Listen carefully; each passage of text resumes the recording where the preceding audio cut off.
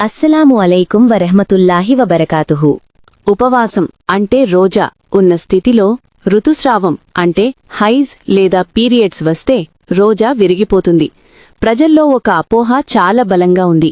పగలు ప్రారంభంలో పీరియడ్స్ వస్తే ఉపవాసం చెల్లదని, అదే పగలు చివరి భాగంలో అంటే జుహర్ నమాజ్ తర్వాత వస్తే ఉపవాసం చెల్లుతుందని అనుకుంటారు.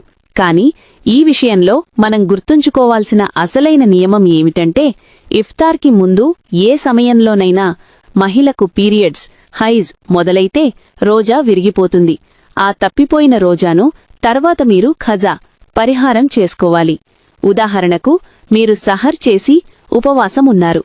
ఉదయం 9 గంటలకు లేదా 10 గంటలకు పీరియడ్స్ వచ్చినా, లేదా ఇఫ్తార్ సమయానికి కేవలం 5 నిమిషాల ముందు పీరియడ్స్ మొదలైనా సరే రోజా విరిగిపోతుంది.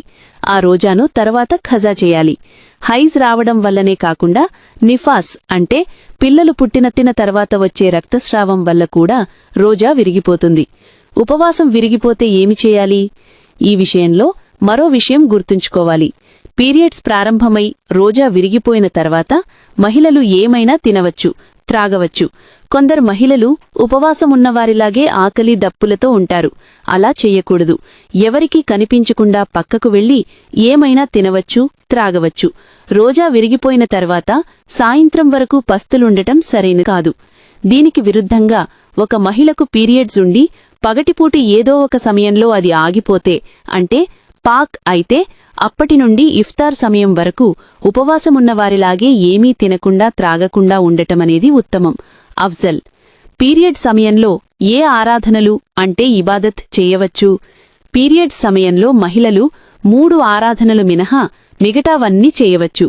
చేయకూడనివి: నమాజ్ చదవకూడదు, రోజా ఉండకూడదు, ఖురాన్ చదవకూడదు మరియు ఖురాన్ను తాకకూడదు. చేయగలిగినవి: అల్లాహ్ జికర్, దువాలు, ఇస్తిగ్ఫార్, దరూద్ షరీఫ్ ఎక్కువగా చదవటం, కల్మా చదవటం, జాయ్ నమాజ్ మీద కూర్చొని అల్లాహ్ను స్మరించటం వంటివి నిరభ్యంతరంగా చేయవచ్చు.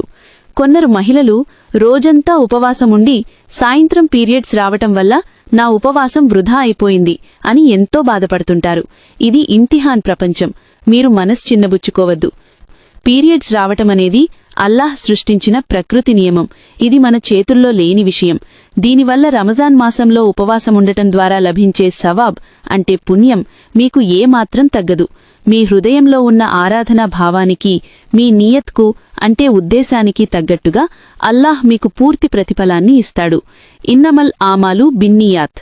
పీరియడ్స్ కారణంగా ఏ రోజాలైతే తప్పిపోతాయో వాటిని రంజాన్ తర్వాత మీరు ఖజా చేసుకోవాలి.